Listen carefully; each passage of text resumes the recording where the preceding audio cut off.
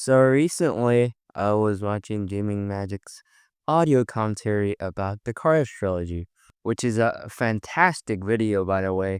More about him later at the end of the video. This made me want to rewatch my favorite movie, Cars 2, again, which really was a blast. In this video, I'm going to take a look at Cars 2 and why is it both a 10 out of 10 and a 0 out of 10 movie at the same time. When I was like 6, me and my brother watched Cars 2 on DVD over and over again, which eventually my brother got bored with. But I was so glued to the screen. The cars were doing car stuff. I was like, this is the best movie of Disney's movie catalog. It still holds up, but more of the other movies have gone up in the ranks. Films like The Incredibles, and even Cars 1 and Cars 3. To explain this movie in short, some rich car called Miles Axelrod sold his company after being the first car to travel around the world without a GPS, which is, in my opinion, quite stupid. But whatever. While he was traveling around the world, he ran out of fuel. Duh. After 36 days, he converted himself into an electric car? Which makes no sense whatsoever, but more on that later. After converting himself into an electric car, he devoted his life to find a better fuel, which is Anol.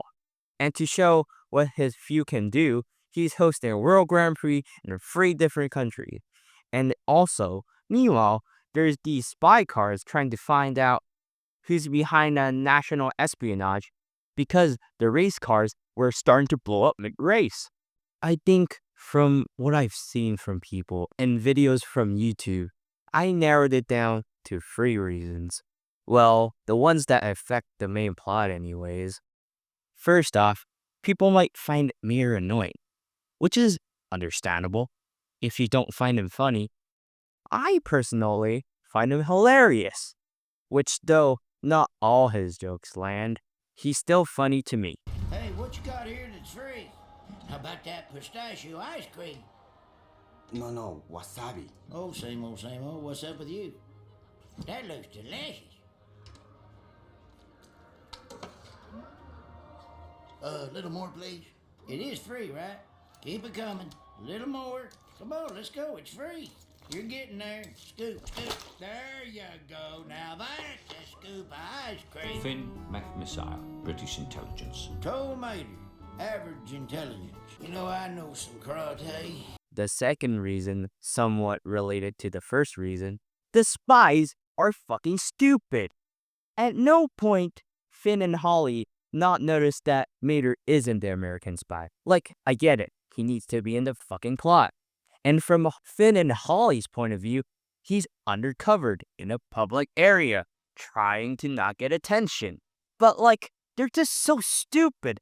I think at the latest, when Mater says, I mean, like insurance ain't like a good neighbor.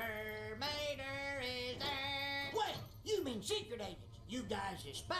seriously, can you tell me that Mater is the real American spy? Of course not.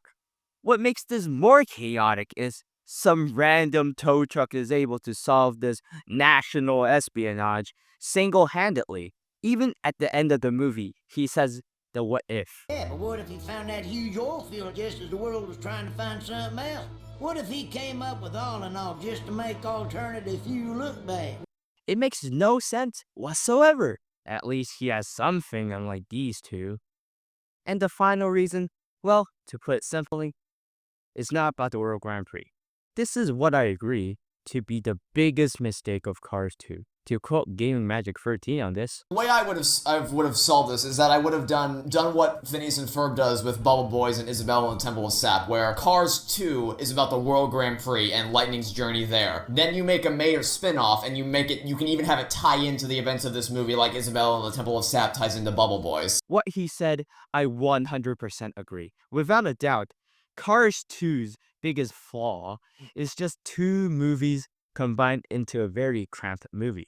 Now, after naming the possible reasons why people dislike this movie, I'm going to do the complete opposite and explain why Cars 2 is my favorite of the whole trilogy. Well, to put it blunt, I just really love this pile of dog shit of a movie. It's extremely entertaining, to quote Advert from the commentary video. So basically what happened was John Lasseter was tripping on drugs. Alright, he was on everything, he was on the blue stuff, the green stuff, the red stuff, yellow stuff. To make this movie happen, this is such a chaotic move.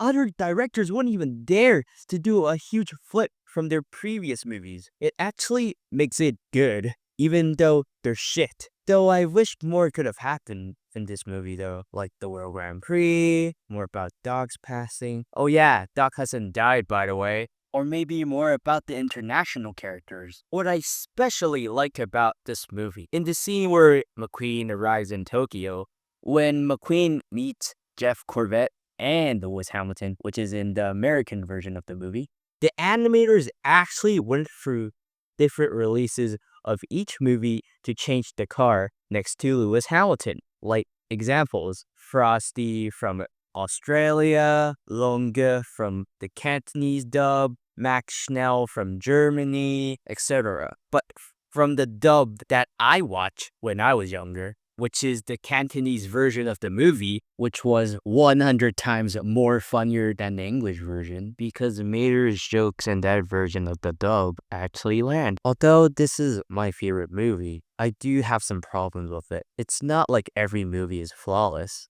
My reasons for not liking this movie is quite odd compared to the bigger problems in the movie, such as a car pope, the biology of cars, the cars using normal cups in the pub, having a telephone booth for humans. Those problems don't really affect my viewing experience. That's why I haven't mentioned those problems in the video so far. To quote Gaming Magic 13 again, the 11's backup plan is extremely stupid. Like they put the bomb on Mater, which doesn't work since they need to make it look like All in All is the source that made him blew up. And All in All is going to shit, and gas prices going up, and they'll get rich and stuff. Oh yeah, I haven't mentioned the main villain of this movie. It isn't Professor Zunda, it's Sir Miles Axelrod. Yeah, him. As a kid, I really thought he was just a nice guy who wished McQueen would win the race in England, which I can still believe if I was watching it today. Well, apart from the leaking oil scene, but I'll talk about that later. His plans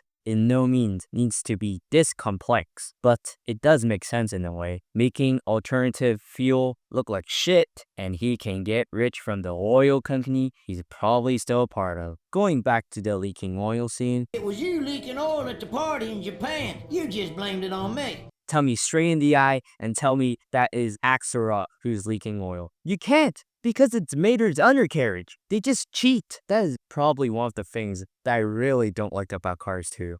And finally, Mater time and time again tell Finn and Holly, Not a spy.